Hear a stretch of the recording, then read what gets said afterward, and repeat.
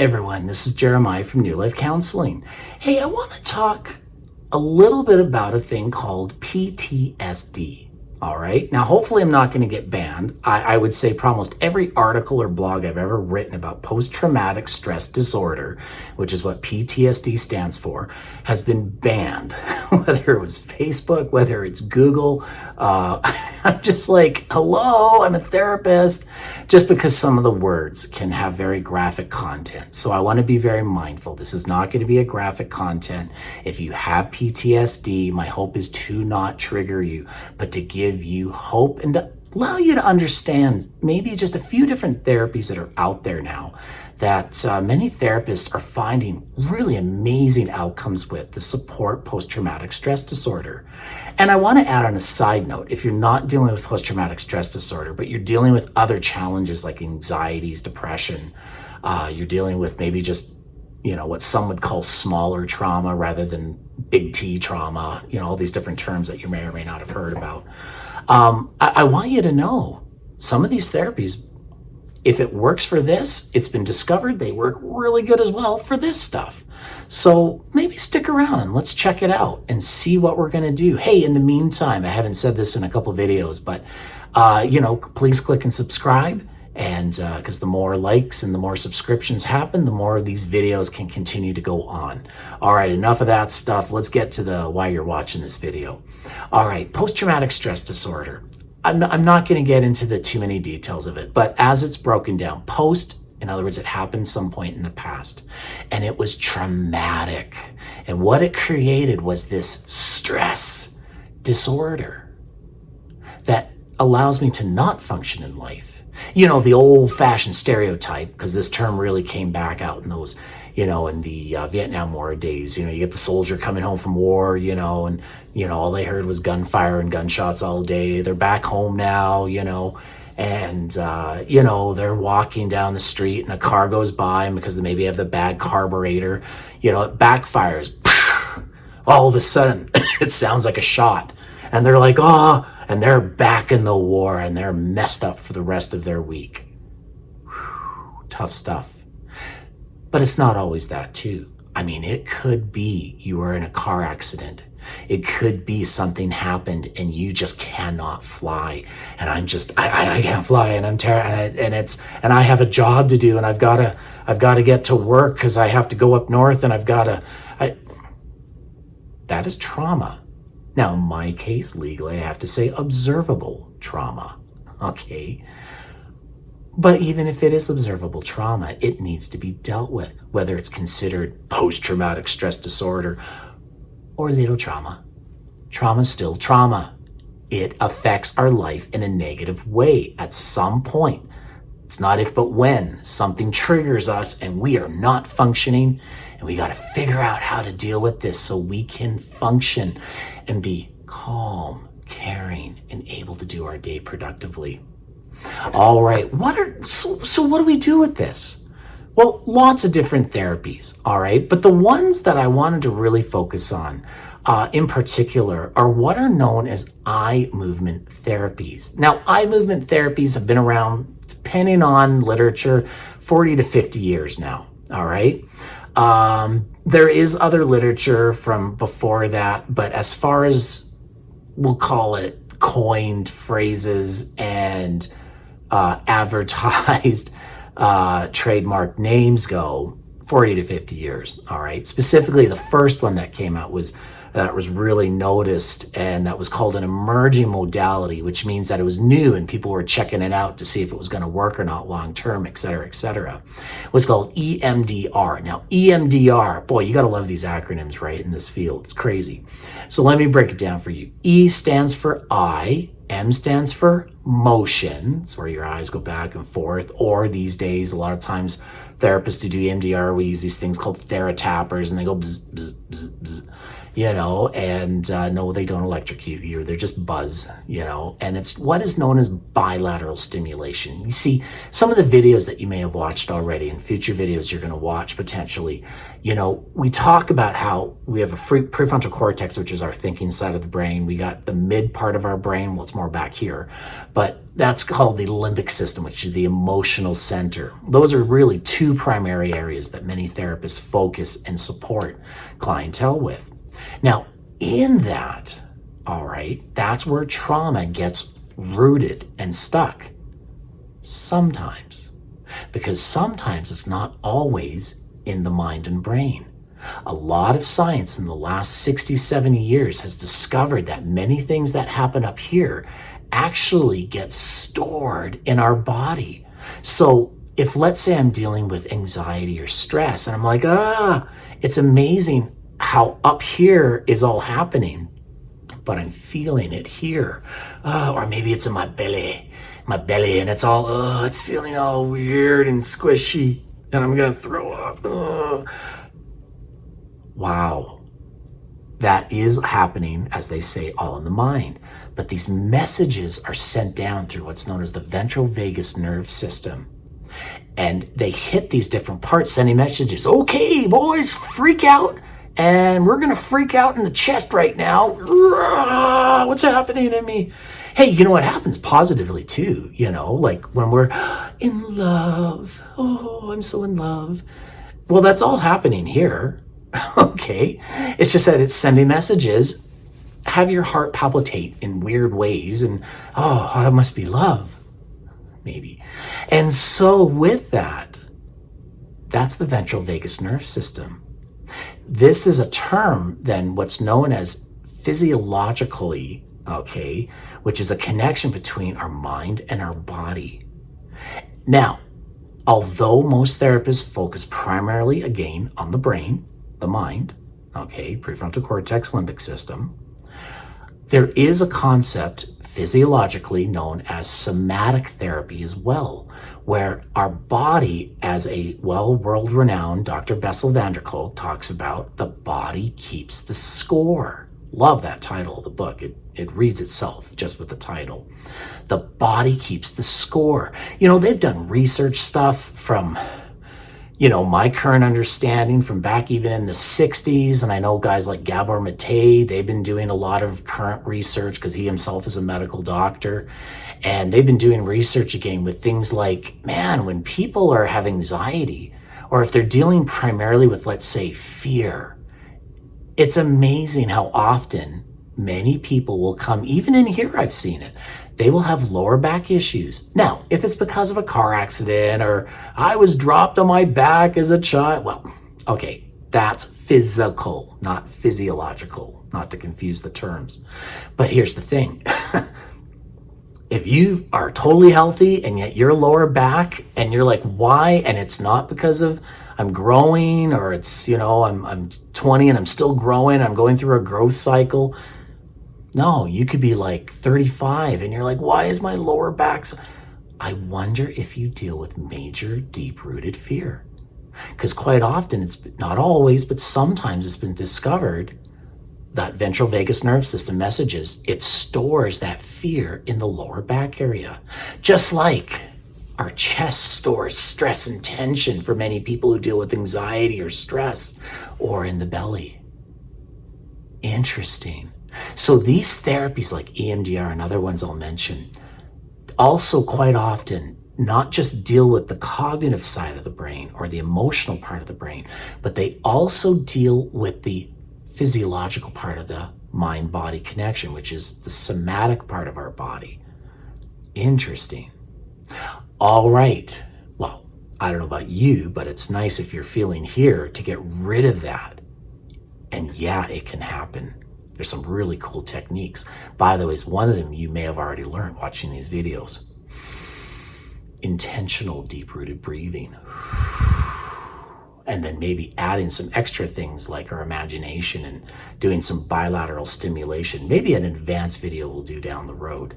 But just giving you some things that, these things can actually move and adjust and go, never to be seen again. powerful when it happens. All right, EM, eye movement. D stands for desensitization. R stands for reprocessing. What are you talking about? Eye movement, desensitization, and reprocessing. Say that 10 times fast, right? All right, so it's not that you forget what you're doing, okay? It's just that it desensitizes.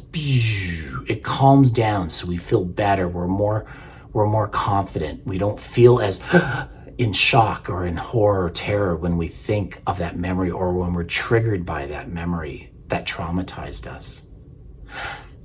R is for reprocessing. It's not, again, that we don't forget the memory. It's just that we might look at it at a bit of a different angle. So when I think or see that in my mind's eye, and I imagine that bad thing that happened to me, I just see it differently. It's not as impactful. So I'm desensitizing it and seeing it a different way. Super powerful. Well, jump 25 years ago now, another therapy known as accelerated resolution therapy came out. I kind of, in my term, not an official term, but I kind of call it a second generation. We've got first gen drugs, second gen drugs, et cetera, et cetera. And those of you who understand ADHD and are on medication, you'll understand there's many like fourth and fifth generation drugs coming out now for ADHD to support that. With that being said, accelerated resolution therapy, ART, is a whole similar but different therapy that uses eye motion as well, where the eyes go back and forth, and it stimulates the left and right hemisphere of the brain, because we've been talking about this way. All right, we've been talking about the vertical side, but horizontally, our brain is also split in half to where we have a left and right hemisphere. And what they've discovered is that the left and right hemispheres, when activated, whether it's through tapping, sound auditorily, all right, or eye movement, which has turned out to be the most powerful, effective tool, allows it to very quickly deal with these traumas and to process it. So it's like ripping off a Band-Aid, digging in deep. Ow, it hurts. But then after 10, 20 minutes, the pain is gone. It's incredible. I don't know what else to say about that. If that's something you deal with, and it's post-traumatic stress disorder, or you're dealing with anxieties, depressions, even things like OCD, all these different types of things that are getting in the way of us, that trigger us, I want you to consider finding a therapist that is trained in ART or EMDR, or maybe a little bit of both. And this way, it will allow you another opportunity to deal with something that maybe other therapies haven't quite been as effective as you had hoped. Now, I'll kind of come up to the wrap up of this talk today, and when we're talking about different types of therapies for PTSD, but there are other traditional methods that are out there. I mean, not everyone is able to do it, and hey, this is not to be negative, but there is a percentage of the population where this does not work. I've had clients within 10 minutes and I'm going, this is not going to work. This isn't working for you, is it? They're like, no. So we move on and do a different therapy, okay? And that's okay. It's just these other therapies tend to take a little bit longer to do. And there are things like, the traditional, like all of the different therapies have like their trauma-based therapy, cognitive behavioral therapy, person-centered therapy, all of these different, dialectical behavioral therapy. They all have these different things where they, advertise, for lack of a better term, not to offend anyone in any of those categories or are trained in those areas, that they do support trauma. But everyone is different. That's why I come with an approach, not, that one size does not fit all. And so we got to figure out what's going to work best for you, or the therapist needs to figure out what's going to be the best fit for you within that trauma therapy. All right. Other types of therapy, as I mentioned, they can be in a journal form where you're processing and then maybe you're talking out, because they light up, when we're writing or typing, they light up different parts of the brain. When we're talking, it lights up other parts of the brain. Well, that's good, because then we can process this stuff. The challenge, of course, if we're journaling, and this is why sometimes in my practice, I have to gauge where a person's at. If they want to go with what I call a journal journey approach, it's one of those things where I have to set very,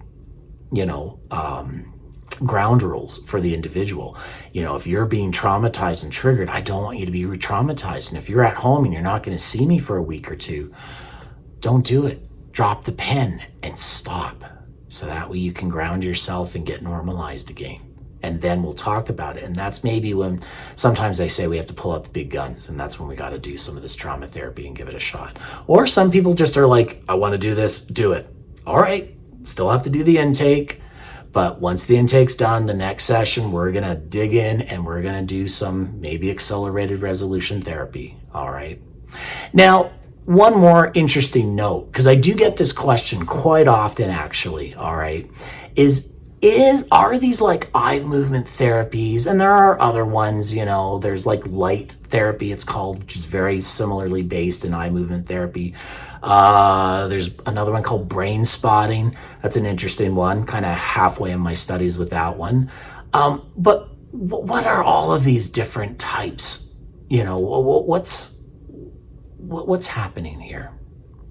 And so the reason these work so well is because they allow a quick processing to occur from the mind and the body to be able to process, get in, get out, desensitize and reprocess how we think, how we feel about these memories.